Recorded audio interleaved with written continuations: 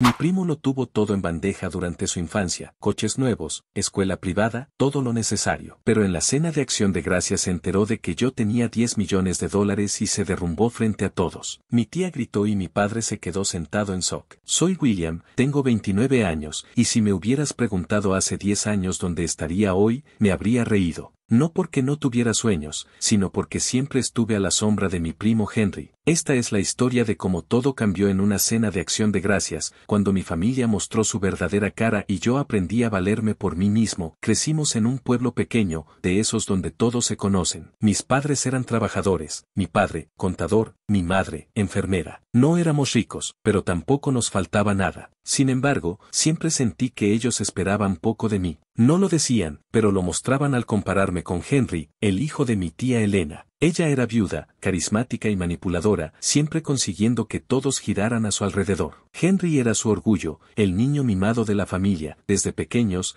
Henry lo tuvo todo fácil. A los 16, mi tía le regaló un Mustang rojo que hacía que todos en el instituto lo miraran. Yo iba en bicicleta o a pie a la escuela pública. Henry estudiaba en un colegio privado, de esos donde te tratan como futuro presidente. Yo, en cambio, lidiaba con salones llenos y libros viejos. No odiaba a Henry, no al principio. Éramos primos, jugábamos juntos de niños, pero con los años él cambió. Se volvió arrogante, como si fuera mejor que los demás, especialmente que yo. Mi tía no ayudaba, siempre presumiendo de él, aunque sus logros fueran pequeños. Si Henry sacaba una B, era como si hubiera ganado un premio. Yo, con mis As, apenas recibía un bien hecho de mi padre. En las reuniones familiares, todo giraba en torno a Henry. Hablaban de sus planes, sus historias, mientras yo era el primo callado, el que nadie notaba. Mi tía Elena decía cosas como William es tan responsable, pero lo decía con un tono que sonaba aburrido. Esas palabras dolían, aunque nunca lo admití. Quería que me vieran, que reconocieran que yo también tenía algo que ofrecer. A los 15 empecé a trabajar en una tienda de comestibles, cargando cajas y limpiando. No era glamoroso, pero me enseñó a valorar el esfuerzo. Guardaba cada dólar, no por tacaño, sino porque quería algo más. Cuando terminé el instituto, Henry se fue a una universidad cara, pagada por mi tía. Yo fui a un colegio comunitario, trabajando de día y estudiando de noche. Él publicaba fotos de fiestas lujosas, yo apenas dormía entre turnos y exámenes. No voy a mentir, a veces sentía envidia. No por sus cosas, sino por la atención que recibía. Pero no dejaba que eso me frenara. Me repetía, si quieres algo, consíguelo. Y lo hice. Con una beca, entré a una universidad estatal y estudié administración de empresas. No era mi pasión, pero sabía que me daría herramientas. Empecé a probar ideas de negocio, vendía cosas en línea, hacía trabajos freelance. Algunos fracasaron, pero cada error me enseñó algo. A los 25 encontré mi camino, una plataforma que conectaba pequeños negocios con proveedores locales. Empezó pequeño, pero en 3 años creció a nivel nacional. Para mis 28, mi empresa valía 30 millones de dólares y yo tenía 10 millones en el banco. No gastaba en lujos, invertía todo en acciones seguras. Quería construir, no presumir. Mi familia no sabía nada de esto. Nunca les conté, no porque quisiera ocultarlo, sino porque nunca preguntaron. En las cenas, seguían hablando de Henry, de sus grandes planes, aunque había abandonado la universidad y trabajaba en una inmobiliaria, viviendo de la imagen que mi tía creaba para él.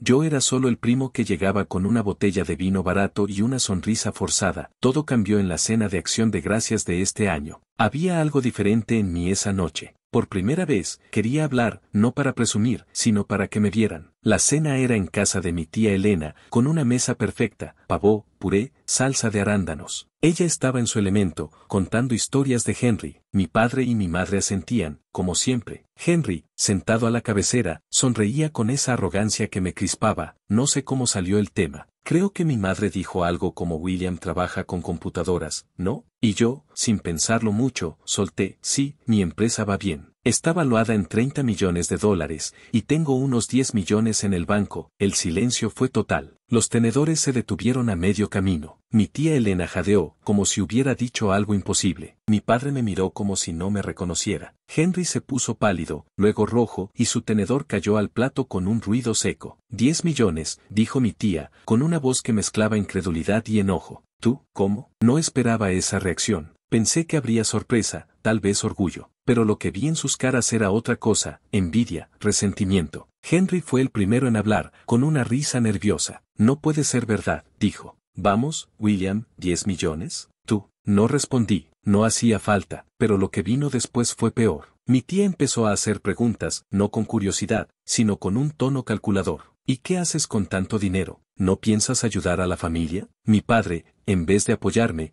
dijo, es una gran responsabilidad, William. Hay que ser cuidadoso.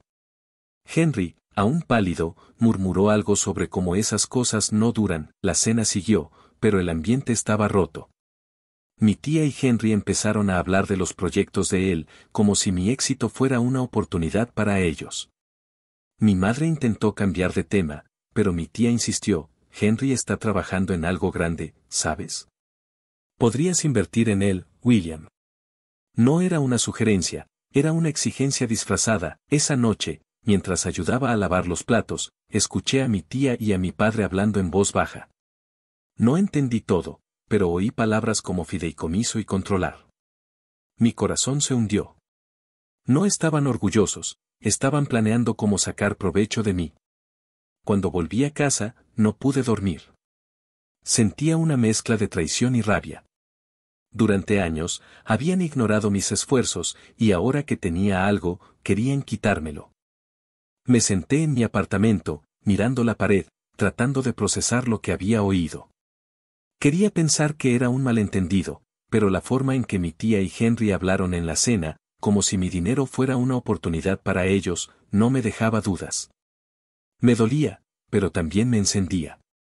Si creían que podían manipularme, se equivocaban. A la mañana siguiente, mi teléfono sonó.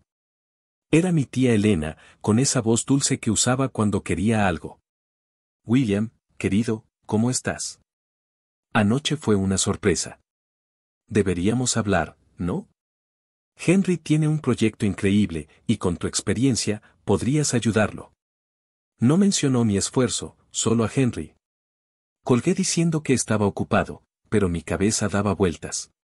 ¿Un proyecto? Henry no había terminado la universidad, y sus negocios eran puro humo. Ese mismo día, mi padre me escribió, hijo, tenemos que hablar de tu dinero. Es mucho para ti solo, y la familia podría beneficiarse. Ven a casa este fin de semana. No era una invitación, era una orden. Me quedé mirando el mensaje, con un nudo en el estómago. Mi padre, que apenas me preguntaba cómo estaba, ahora quería hablar de mi dinero. No respondí. Al día siguiente, mi madre me llamó. William, no seas egoísta, dijo. ¿No ves que Henry necesita una oportunidad egoísta? Yo, que trabajé desde los 15 mientras Henry tenía todo regalado. La palabra me quemó. Decidí que necesitaba saber qué estaba pasando. Llamé a Marcos, un amigo de la universidad que ahora era abogado de finanzas. Le conté lo de la cena y las palabras que escuché. Eso suena turbio, dijo. Un fideicomiso sin tu permiso es ilegal, pero podrían estar buscando presionarte. Déjame investigar. Le agradecí y quedamos en vernos pronto. Mientras tanto, Henry empezó a meterse en mi vida de formas que no esperaba. Recibí un correo de un banco local, felicitándome por garantizar un préstamo para un negocio inmobiliario. El problema era que yo no había garantizado nada.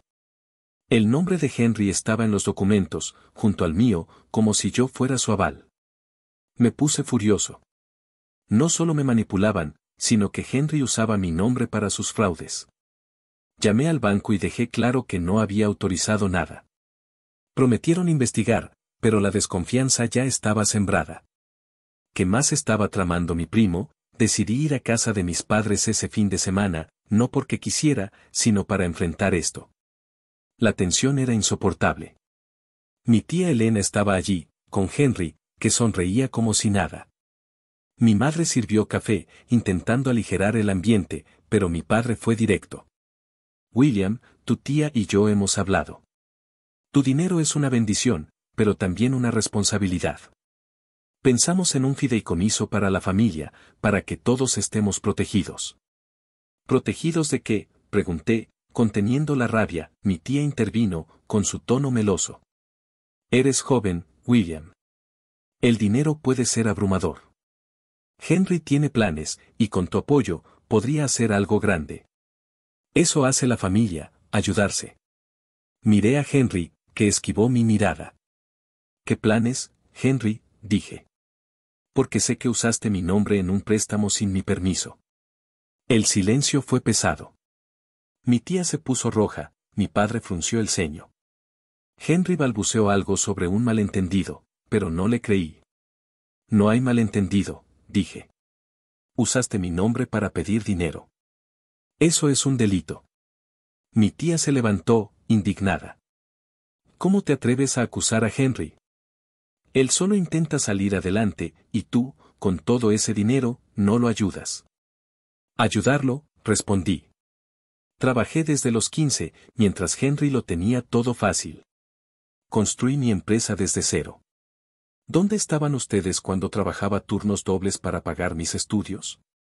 Mi padre intentó calmar las cosas. William, somos familia. La familia comparte. Comparte, dije, casi riendo. ¿Cómo cuando compartieron su apoyo conmigo? ¿O cuando todo era sobre Henry? La discusión se calentó. Mi madre intentó mediar, pero ya no había vuelta atrás. Me levanté y dije, no voy a dejar que manejen mi dinero. Lo que tengo, lo gané yo. Salí, ignorando los gritos de mi tía. Esa noche, Marcos me llamó. Había encontrado que mi tía y mi padre consultaron a un abogado sobre un fideicomiso, usando una autorización vieja que firmé para un trámite familiar. No podían controlar mis activos sin mi firma, pero mostraba sus intenciones. También descubrió que Henry intentó usar mi nombre en 2 préstamos más, ambos rechazados. Mi primo no solo era oportunista, sino peligroso, me sentía traicionado. Durante años, busqué la aprobación de mi familia, aunque no lo admitiera. Ahora veía que nunca la tendría, no por ser insuficiente, sino porque ellos querían lo que tenía. Contraté a Marcos como mi abogado y le pedí blindar mis activos. Empecé a juntar pruebas, correos del banco, mensajes de mi tía exigiendo que invirtiera en Henry. Una semana después, un conocido del pueblo me dijo que Henry andaba contando que yo le robé una idea de negocio. Era una mentira ridícula, pero peligrosa. Si seguía inventando historias, podía dañar mi reputación. Llamé a David, un amigo periodista, y le conté todo, pidiéndole que no publicara nada aún. Quería más pruebas antes de exponer a Henry, mientras, mi empresa crecía. Firmamos un contrato con una cadena de supermercados, lo que disparó nuestras proyecciones. Mi equipo estaba emocionado, pero yo no podía disfrutarlo del todo. Cada llamada me hacía temer otro truco de mi familia. Empecé a alejarme, ignorando sus mensajes. Mi madre me escribió, pidiéndome que lo pensara bien, pero no respondí. No podía confiar en ellos. Una noche, recibí un correo de un inversionista interesado en mi empresa. Era una gran oportunidad, pero también un recordatorio de lo que estaba en juego. Si mi familia seguía metiéndose, podían arruinarlo todo. Con Marcos, preparamos una estrategia, una carta a Henry exigiendo que dejara de usar mi nombre y una advertencia a mi tía y mi padre sobre las consecuencias de sus acciones. Envié las cartas, pero no hubo respuesta. En cambio, mi tía empezó a contar a los parientes que me había vuelto arrogante.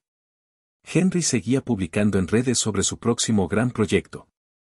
Sabía que no podía quedarme de brazos cruzados. Tenía que protegerme, no solo por mí, sino por todo lo que había construido. Lo que no sabía era que las cosas estaban a punto de empeorar. Unos días después, recibí una llamada de un cliente importante de mi empresa. Me dijo que alguien había contactado a su equipo, afirmando que yo estaba bajo investigación por prácticas comerciales dudosas. El cliente estaba preocupado, y aunque me aseguró que confiaba en mí, la llamada me dejó helado. Sabía exactamente quién estaba detrás, Henry. Había pasado de usar mi nombre para pedir préstamos a intentar sabotear mi reputación. Esto ya no era solo una traición familiar, era un ataque directo a mi vida. Me reuní con Marcos, mi abogado, esa misma tarde. Le mostré los correos del banco, los mensajes de mi tía y las publicaciones de Henry. Esto es difamación, dijo Marcos, revisando los documentos. Y con las pruebas que tenemos, podemos demandarlo. Pero también podemos ir más allá. Si expones esto públicamente, Henry no tendrá dónde esconderse. La idea de hacer público el comportamiento de mi primo me ponía nervioso. No quería convertirme en el centro de un drama familiar, pero tampoco podía dejar que siguiera usando mi nombre para sus mentiras. Mientras tanto, mi tía Elena intensificó su campaña. Empezó a llamar a primos lejanos, tíos, incluso vecinos del pueblo, contando que yo me había olvidado de la familia y que estaba obsesionado con el dinero. Algunos parientes me escribieron, pidiéndome que hiciera las paces y ayudara a Henry. Otros, más directos, me pidieron dinero prestado. Me dolía leer esos mensajes, pero también me abrían los ojos. La familia que pensé que tenía nunca existió, solo veían en mí una oportunidad ahora que sabían lo que valía. Decidí que era hora de actuar. Con la ayuda de Marcos, enviamos una segunda carta a Henry, esta vez con una advertencia más clara: si no dejaba de usar mi nombre y de difundir mentiras, lo demandaríamos por difamación y fraude. También enviamos una carta a mi tía y a mi padre, informándoles que cualquier intento de manipular mis activos resultaría en acciones legales. No esperaba que se disculparan, pero al menos quería que supieran que no me quedaría de brazos cruzados. La respuesta de Henry fue predecible. Publicó un video en redes sociales, hablando de cómo ciertas personas lo estaban traicionando y tratando de destruir su sueño. No mencionó mi nombre directamente, pero todos en el pueblo sabían de quién hablaba. Mi tía lo respaldó, compartiendo el video con un comentario sobre cómo la familia debería unirse, no dividirse. Mi padre, para mi sorpresa, no dijo nada. Su silencio era casi peor que las palabras de mi tía. Fue entonces cuando decidí hablar con David, mi amigo periodista.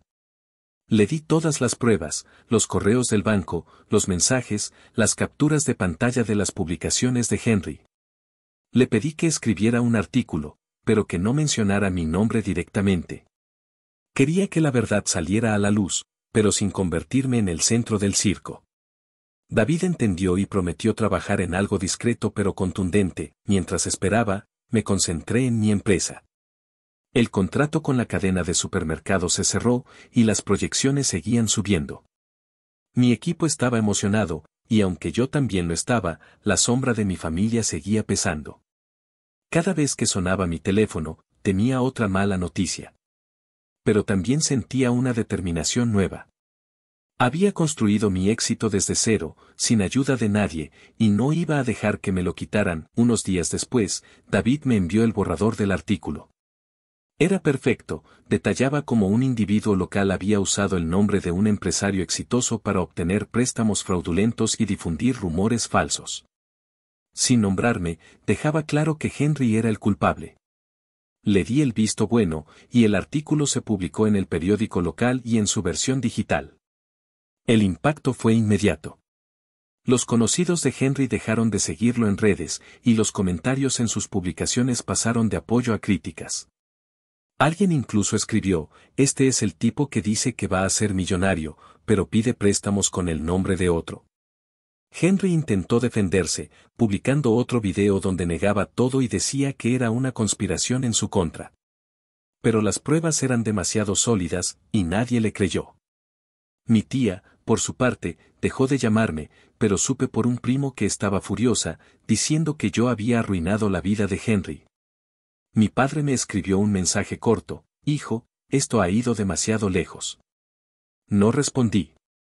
Estaba harto de sus excusas. Con Marcos, presentamos una demanda formal contra Henry por difamación y uso indebido de mi nombre. No quería dinero, quería que parara. El juez emitió una orden de restricción, prohibiéndole a Henry mencionar mi nombre en cualquier contexto. También tuvimos que notificar a los bancos que habían recibido sus solicitudes fraudulentas, asegurándonos de que mi nombre quedara limpio. Fue un proceso agotador, pero necesario. Mientras todo esto pasaba, mi empresa seguía creciendo. Los inversionistas que habían mostrado interés antes ahora querían reunirse, y cerramos otra ronda de financiación que llevó la valoración de la compañía a 40 millones. Por primera vez en meses, sentí que podía respirar. Pero también sabía que necesitaba cerrar este capítulo con mi familia de una vez por todas. Decidí escribirles una carta, no por correo, sino a mano, como una forma de poner un punto final.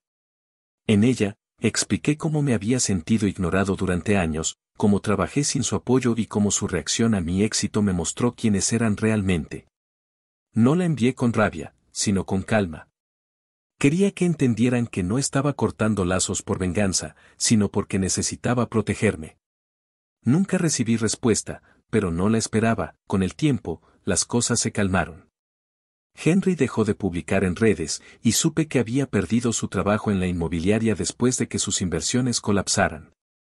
Mi tía Elena se volvió más reservada, y aunque seguía hablando de mí a los parientes, sus historias ya no tenían el mismo peso. Mi padre y mi madre intentaron contactarme un par de veces, pero sus mensajes eran vagos, como si no supieran cómo disculparse. Decidí mantener la distancia, no por rencor, sino porque necesitaba espacio para sanar. A medida que mi empresa prosperaba, empecé a rodearme de personas que me valoraban por mí, no por mi dinero. Mi equipo en la oficina se convirtió en una especie de familia, y mis amigos, como Marcos y David, me recordaron que no estaba solo. Organicé una cena de Navidad en mi apartamento, invitando a las personas que habían estado conmigo en este viaje. Fue una noche sencilla, con comida casera y risas, pero para mí significó todo. Por primera vez, me sentí libre de la necesidad de probarle nada a mi familia. Mirando hacia atrás, me di cuenta de que el dolor de su traición me obligó a enfrentarme a algo más grande, mi propia necesidad de su aprobación.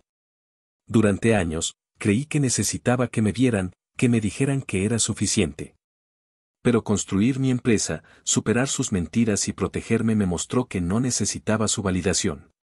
Lo que tenía, lo había ganado yo, y eso era más que suficiente. Mi empresa sigue creciendo, y aunque no sé qué me depara el futuro, sé que estoy listo para enfrentarlo. Mi familia enfrentará las consecuencias de sus acciones, pero yo ya no miro atrás. He encontrado mi propio camino, uno que no depende de ellos, y eso es la mayor victoria que podía pedir.